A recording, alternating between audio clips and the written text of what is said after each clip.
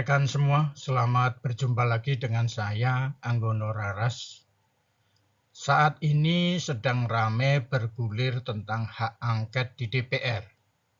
Bagi kita, orang kebanyakan yang mempunyai afiliasi terhadap kepentingan politik tertentu, agar tidak terjebak pada situasi kemarahan yang merugikan diri secara individu, maka sebaiknya kita menyimak dari pendapat orang yang berkompeten.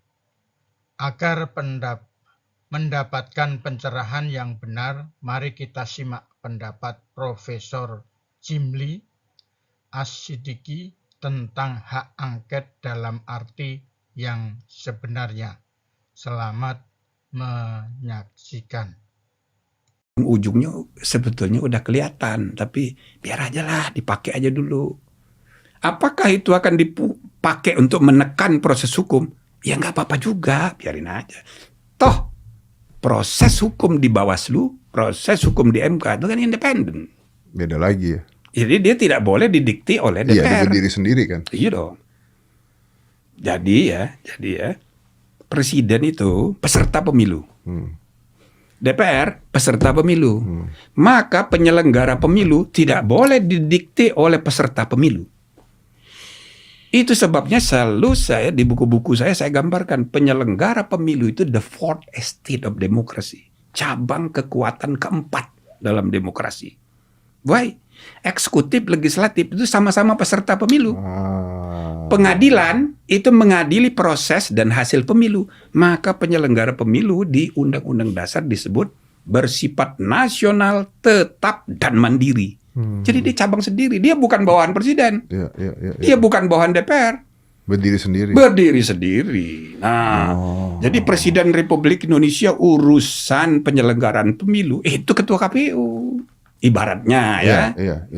Jadi kalau nanti kejadiannya apa itu proses politik di DPR dengan angket ini kemana-mana, pasti kalau anggota DPR itu sudah ngomong, apalagi banyak demo-demo ke sana kemari, tetap dia tidak bisa mendiktikan siapa yang menang, siapa yang kalah, berapa itu urusan KPU, bikin pemerintah bersama DPR.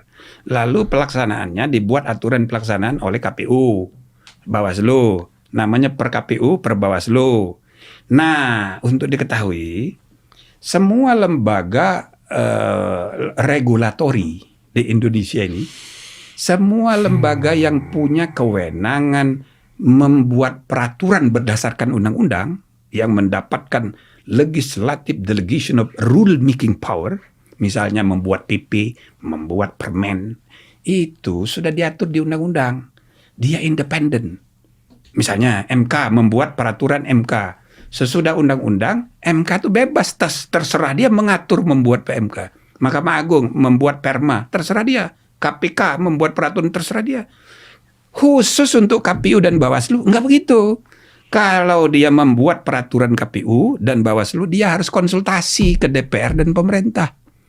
Jadi semua peraturan KPU dan Bawaslu yang sekarang ini berlaku sebagai referensi rujukan untuk penyelenggaraan pemilu, semuanya itu sudah selesai final negara.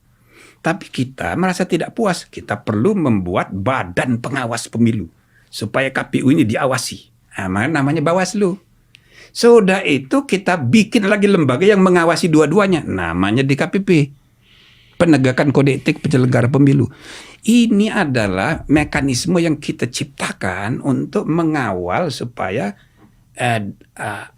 demokrasi berjalan elektoral kita, pemilu kita itu berjalan with integrity.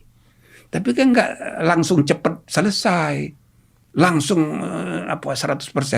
Kita ini negara demokrasi ketiga di seluruh dunia terbesar. 1 India dari segi jumlah penduduk, 2 Amerika Serikat, 3 Indonesia. Tapi lihat indeks demokrasi kita, global indeks demokrasi. Kita ini nomor 54.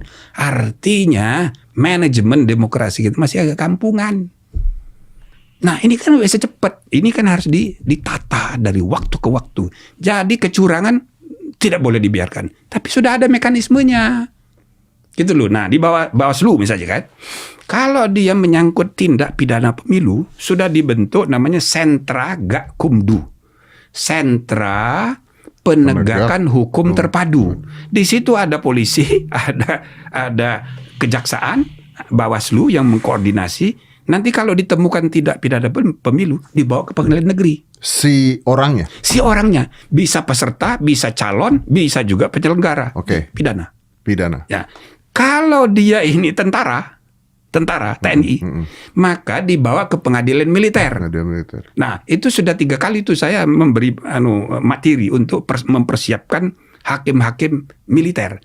Maksudnya supaya TNI jangan ikut-ikutan urusan pemilu. Tapi kalau dia ikut-ikutan lalu terbukti melakukan tindak pidana, kena di pengadilan militer. Tuh, 2. Yang ketiga, kalau misalnya penyelenggara pemilu ataupun peserta ataupun voters, ya kan, kandidat terlibat di dalam pelanggaran hukum yang sifatnya administratif, nah pengadilannya di Bawaslu namanya. Kalau tidak puas di Bawaslu, bawa ke pengadilan tinggi TUN. Jadi sudah lengkap ini mekanisme kalau hukum pemilu ini. Nah terakhir, kalau masalahnya itu timbul dalam soal hasil, siapa yang menang, siapa yang kalah, siapa suaranya dapat berapa, dan kursinya itu didudukin oleh siapa, itu bisa diubah dengan putusan MK. Nah gitu loh, ya kan? Sesudah disahkan tuh undang-undang atas nama lembaga, disahkan oleh presiden, ternyata anggota pansusnya 15 orang itu terima suap, ditangkap mereka, diproses hukum, masuk penjara semua. Apakah hal ya mengenai mereka masuk penjara karena melanggar hukum dalam membuat keputusan, dalam membuat undang-undang, harus berakibat pada tidak sahnya undang-undang? Ya tidak. Nggak bisa juga. Berarti individual. Karena ini bukan mengadili orang, mengadili norma. Di seluruh dunia, bukan cuma 1-2 negara, banyak negara yang mengalami ya kejadian di mana anggota parlemennya masuk penjara gara-gara membuat undang-undang. Tapi undang-undangnya tetap sah. Nah gitu loh. Nah sama halnya dengan soal etika. Ya, pelanggaran hukum pidana itu kan menyangkut perilaku, kualitas perilaku. Perilaku pidana, perilaku etika sama-sama dengan perilaku manusia yang membuat keputusan. Nah, misalnya ada undang-undang diuji di MK, dikabulkan oleh MK. Maka putusan MK mengenai pengujian undang-undang itu sama dengan produk pembentukan undang-undang di parlemen. Jadi undang-undang yang sudah diputus di DPR itu diuji di MK, lalu putusan MK itu mengubah pasal undang-undang. Maka putusan MK itu sama dengan undang-undang. Sah itu sebabnya pendiri MK pertama 1920, Hans Kelsen namanya, ya, menyebut MK itu juga legislator. Sedangkan parlemen legislator dengan istilah positif legislator, Verfassungsgerichtshof itu Mahkamah Konstitusi negatif legislator.